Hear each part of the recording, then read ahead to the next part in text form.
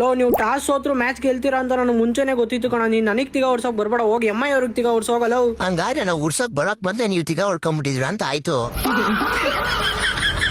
ನಮ್ salt ಆಡಾದ್ಮೇಲೆ first ಬಾಲ್ಗೆ out ಆದಾಗ ಏನೋ ಅಂತಿದ್ದೆ, ಇವಾಗ ನೋಡಿದ್ರೆ ಹಾಫ್ ಸೆಂಚುರಿ ಹೊಡೆದ್ಬಿಟ್ಟು ನಿಮ್ಮಂತ ಬೋಳಿ ಮಕ್ಕಳಿಗೆಲ್ಲ ಹೆಂಗ್ ತೋರಿಸ್ದ ಅಂತ.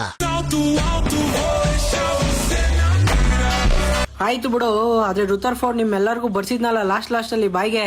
ಆಯ್ತು ಸುಮ್ನೆ ಇರಲ್ಲ, ಅಂತವ್ಗೆಲ್ಲ ನಾವ್ ಎದುರೋದೇ ಇಲ್ಲ. ಏ ಕರೆಕ್ಟ್ ಆಗಿ ಹೇಳೋ. ಬಡ್ಡಿ ಮಗ ಬರ್ಸ್ಬಿಟ್ಟಿದ ಕಣ ಬಾಯ್ಗೆ.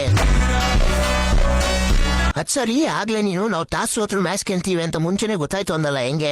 ಅದೇನಿಲ್ಲ ಕಣ, ನನ್ ಭಯದಲ್ಲಿ ಒಂದ್ ವಾಟ್ಸ್ಆಪ್ ಗ್ರೂಪ್ ಲಿಂಕ್ ಐತೆ, ಅದಕ್ಕೆ ಹೋಗಿ ಜಾಯ್ನ್ ಆಗು, ನಿನಗೂ ಮುಂಚೆನೆ ಗೊತ್ತಾಗುತ್ತೆ. ಅಷ್ಟು ಕರೆಕ್ಟ್ ಆಗಿ ಹೇಳ್ತಾರ? ಹೌದು ಕಣ, 99% ಕರೆಕ್ಟ್ ಆಗಿ ಹೇಳ್ತಾರೆ. ಈ ತರವೆಲ್ಲ ನಿಮ್ಮಂತ ಮ್ಯಾಚ್ ಫಿಕ್ಸಿಂಗ್ ಮಾಡ್ಕೊಳ್ಳೋರ್ಗೆ ಸಿಗುತ್ತಲ್ಲ. ಲೋ ಎಷ್ಟೋ ತಿಗ ಉರ್ಸ್ತಿರಲ್ಲೋ, ಹಿಂಗೆ ತಿಗ ಉರ್ಸ್ತಾ ಇದ್ರೆ ನಾವು ಡಿಪ್ರೆಷನ್ ಹೊರಟೋಗ್ತಿರಲ್ಲೋ. ಡಿಪ್ರೆಷನ್ ಆದ್ರೂ ಹೋಗು, ಇನ್ನೂ 2 ವರ್ಷ ವೆಕೇಶನ್ ಆದ್ರೂ ಹೋಗು, ನಮ್ಗೇನಂತೆ, ನಾವು ತಿಗ ಉರ್ಸ್ತಾ ಇರ್ತೀರಿ, ನೀವು ತಿಗ ಉಡ್ಕೊಂತಾರ್ರಿ ಅಷ್ಟೇ. ಹಲೋ.